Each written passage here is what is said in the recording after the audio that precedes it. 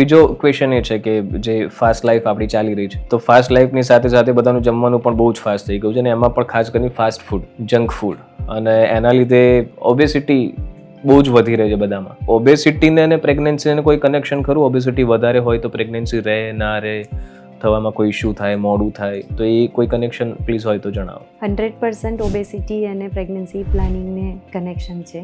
ઓબેઝ વુમનમાં always pregnancy delay થતી હોય છે. એનું કારણ છે જે હોર્મોન્સ ફિમેલની ઓવરીના ફંક્શનને રેગ્યુલેટ કરે છે તે ફેટમાંથી ડિરાઈવ થાય, કોલેસ્ટ્રોલમાંથી જનરેટ થાય. એટલે જ્યારે ફેટનું લેવલ વધારે હશે ત્યારે ઓબ્વિયસલી એમના બોડીમાં હોર્મોનલ ડિસ્ટર્બન્સ ઉત્પન્ન થશે, અને આ હોર્મોનલ ડિસ્ટર્બન્સ એ નોર્મલ ઓવ્યુલેશન પ્રોસેસ નહીં થવા દે. ઘણી બધી વાર એક્સેસિવ હોર્મોન્સના કારણે એગની ક્વોલિટી ડિસ્ટર્બ થઈ જતી હોય છે, એટલે પ્રેગ્નન્સી ડિલે થાય. કોઈ વાર કન્સેપ્શન થઈ પણ જાય તો પણ જે પ્રેગ્નન્સીને સપોર્ટ કરવાવાળા હોર્મોન્સ છે એ ઓછા હોય, એટલે આવી સ્ત્રીઓમાં રિકરન્ટ પ્રેગ્નન્સી લોસ થવાના ચાન્સીસ બી વધી જતા હોય છે. ઓબેસિટી સાથે કેટલાક મેટાબોલિક ડિઝીઝ એસોસિએટેડ હોય. ઓબેસિટીમાં hypertension, diabetes, thyroid disease commonly થતા હોય.